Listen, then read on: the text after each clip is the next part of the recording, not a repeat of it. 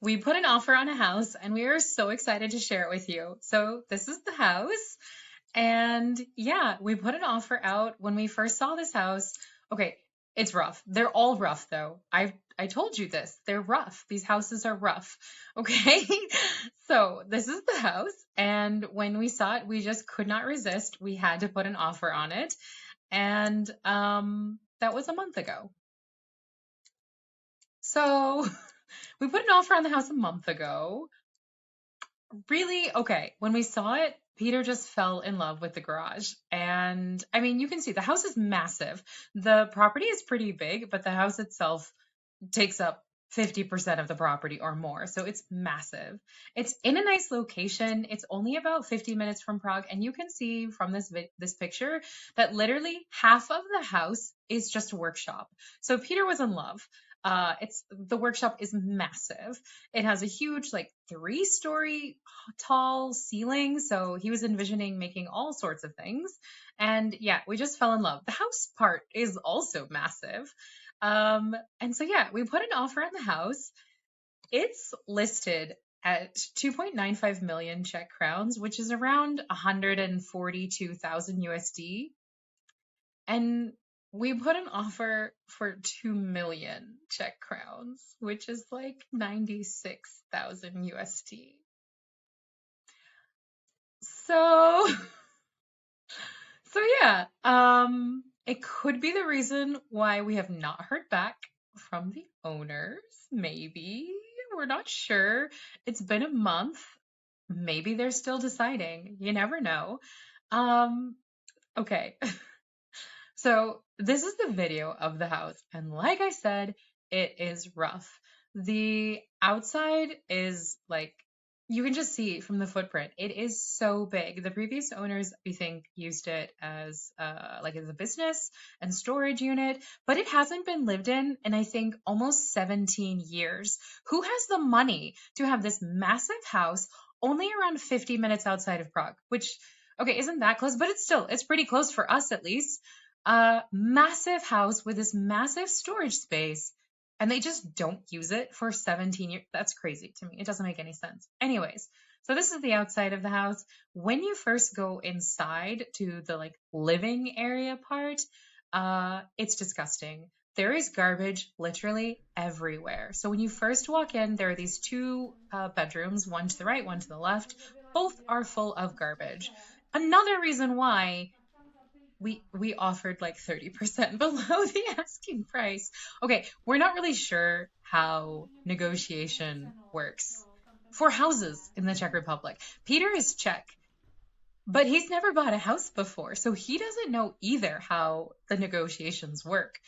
I did do some research and it looks like, well, I mean, it kind of looks as if a 5 to maybe 10% below asking price is okay.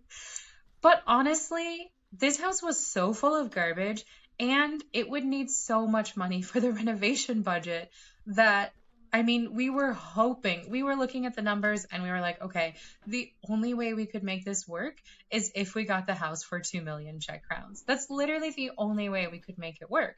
And so we're like, why not? Let's shoot our shot and see what happens. You never know. That could be our origin story.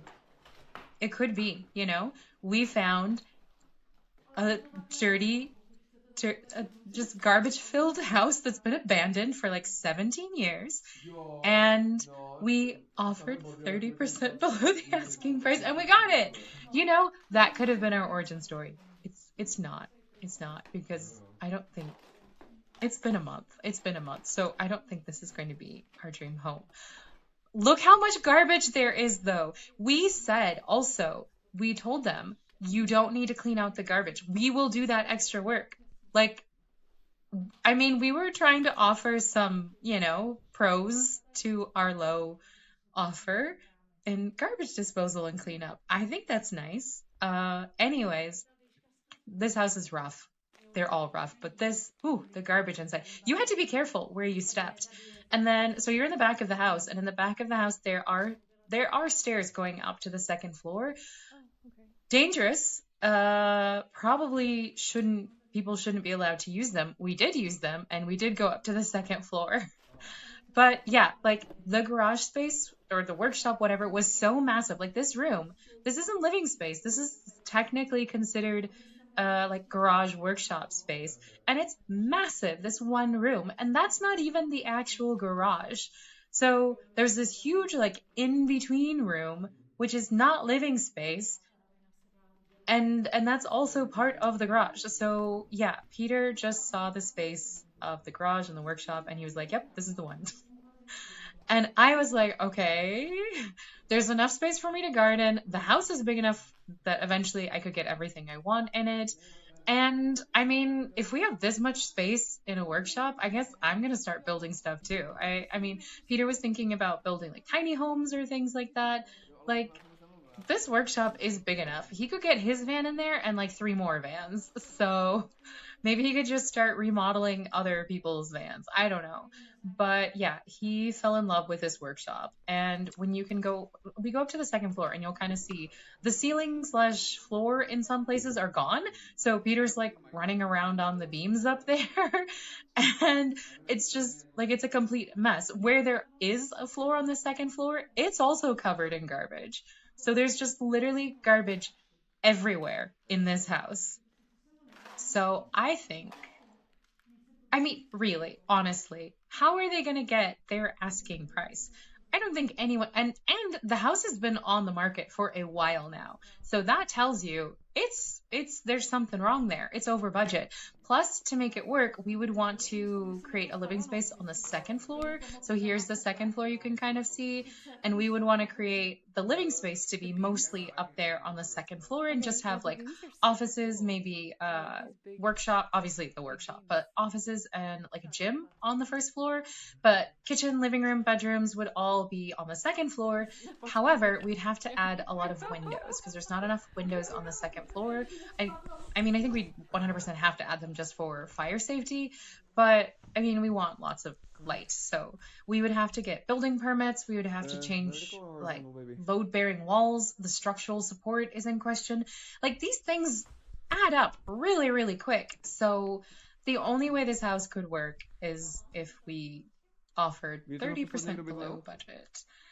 So this is the house. Like I said, it is massive. It is 593 meters squared, which is, shoot, I forgot to check how many that is in square feet. I'll put it on the screen. It's massive though. And like I said, it's not all living space. Some of it is definitely, or 50%, or if not more, is workshop. But because we'd be expanding to the second floor, like overall, we would have plenty of space for everything I want in my dream home and everything Peter wants in his dream workshop.